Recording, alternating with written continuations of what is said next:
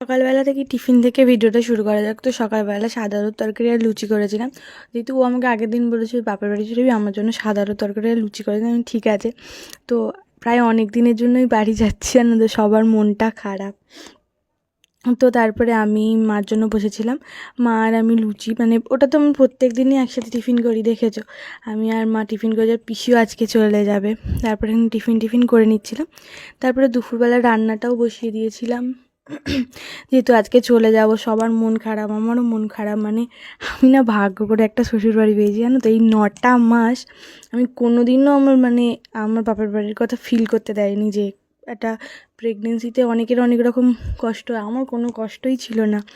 তো যেতে হবে বাধ্যতামূলক, তাই জন্যই যাচ্ছি আর কি। না হলে আমি এখানেই থাকতাম, যেহেতু হসপিটালটা এখান থেকে অনেকটা দূরে আর আমাদের ওই বাড়ির কাছে পুরো। তো যথারীতি বিকালবেলা বাবা মা এসে গেছিলো আর বেরিয়ে গেছিলাম।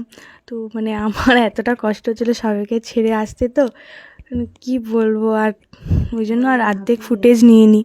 আর এখন তো এমনিই আমার কথা বলতে অনেক কষ্ট হয়, হাঁপিয়ে যাই। কী করব, তাড়াতাড়ি চলে যাব। বলেছি তোমরা কষ্ট পেও না, আমি তাড়াতাড়ি চলে আসবো। তাই জন্য তো প্রায় চলে বসেছি বাড়িতে। আর আমাদের এখানে পুজো আমেজটাও শুরু হয়ে যায়, দেখো প্যান্ডেলগুলোও তোমাদেরকে দেখিয়ে দিচ্ছিলাম। তারপরে বাড়ি চলে এসেছি, এসে ঠাম্মি আমাকে খেতে দিয়েছিল। আমার খুব জোরে খিদে পেয়ে গেছিলো, তো খেয়ে নিচ্ছিলাম। নিয়ে তো এখানে কি গেছিলাম, পায়েস টায়েস খেয়ে নিয়েছিলাম। তো ভিডিওটা এই অবধি, ভালো লাগে লাইক করে, দেখা হচ্ছে নেক্সট ব্লগে, টাটা।